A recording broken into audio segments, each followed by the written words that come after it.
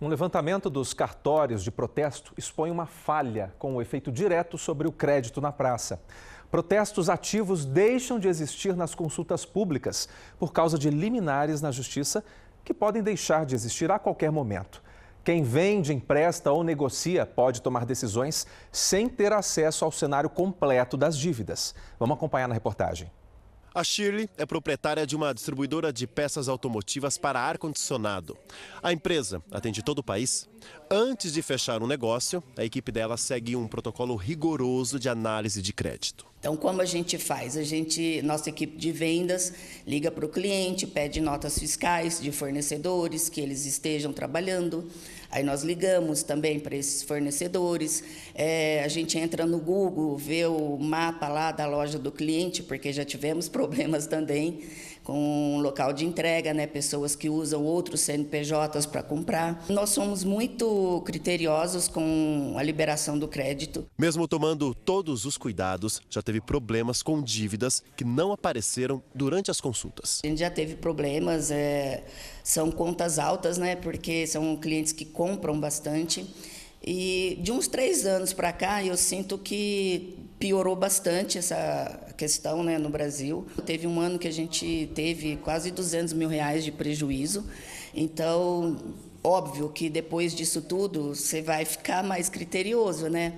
Trabalhando com clientes menores, mas que no montante ali do mês vai trazer o resultado que é necessário. O Ricardo faz parte da equipe de uma empresa de tecnologia e também vê nessa situação uma preocupação a mais na decisão se vende ou não seus produtos e serviços a um cliente. Aqui internamente a gente geralmente usa 3 critérios, né? O primeiro é quando o cliente já envia, né, a sua ficha cadastral, onde ele fornece, né, lista de fornecedores, lista de bancos com quem ele opera. A número 2 é a análise de balanço e do DRE dos clientes. Eles mandam essa documentação, a gente faz análise, né, vê como que ele está, se ele está bem financeiramente, se ele está saudável, se ele é uma empresa rentável ou não. Né? E a terceira fonte são as empresas que fornecem score de crédito. Se o ambiente brasileiro de negócio, que já é desafiador, né, e apresenta realmente muita dificuldade para o empreendedor, agora a gente lida aí com uma nova incerteza, né? O que vai dificultar para a gente aí a aquisição de novos clientes, por exemplo. Um levantamento inédito feito pelos cartórios dimensiona o tamanho do problema das dívidas ocultas. No estado de São Paulo, mais de 607 mil protestos deixaram de aparecer nas consultas públicas de crédito. Surgiu uma indústria que é de limpa-nome, né, em que as pessoas tentam evitar o pagamento da dívida e pagam uma taxa para se associar a uma associação que entra com processo judicial. O juiz recebe um pedido com grande quantidade de pessoas para serem beneficiadas e que se alega alguma questão técnica e concede uma liminar.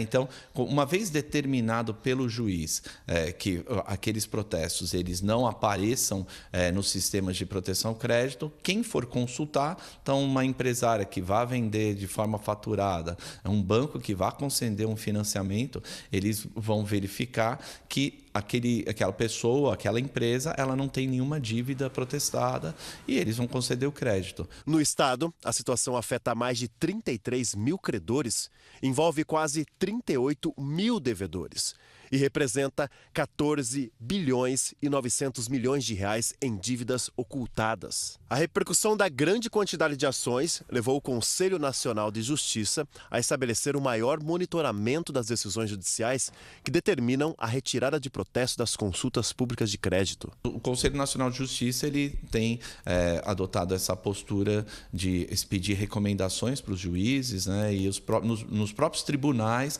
muitas dessas sentenças têm sido reformadas. E o que acontece? Aquela pessoa que estava beneficiada num primeiro momento por aquela ocultação daquele protesto, ela vai depois ter uma revogação daquela liminar e ela vai ser prejudicada porque vai voltar a aparecer aquele protesto.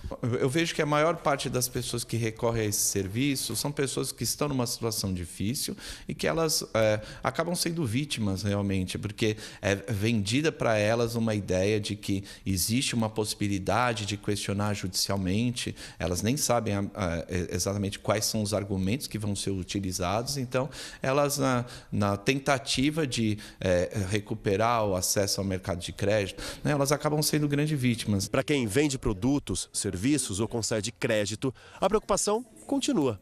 Afinal, uma informação que não aparece na consulta pode representar um risco financeiro no futuro. Quando você está num ambiente muito incerto, né, onde a informação está muito ruim, qual que é a tendência? Todo mundo vai acabar sendo penalizado de alguma maneira. Se você tem dívidas, então procure os órgãos competentes, a Defensoria Pública, entre com um processo de superendividamento, faça uma renegociação com seus credores, esse é o caminho correto, né? E se, claro, houve uma inscrição indevida, um protesto indevido, você pode procurar o credor antes de mais nada, às vezes é a solução mais simples, né? E caso o credor não concorde em cancelar aquele protesto, você pode promover uma ação judicial alegando uma relevante razão de direito. O Conselho Nacional de Justiça disse que tem percorrido os tribunais para debater, monitorar e combater o aumento de demandas fraudulentas no sistema.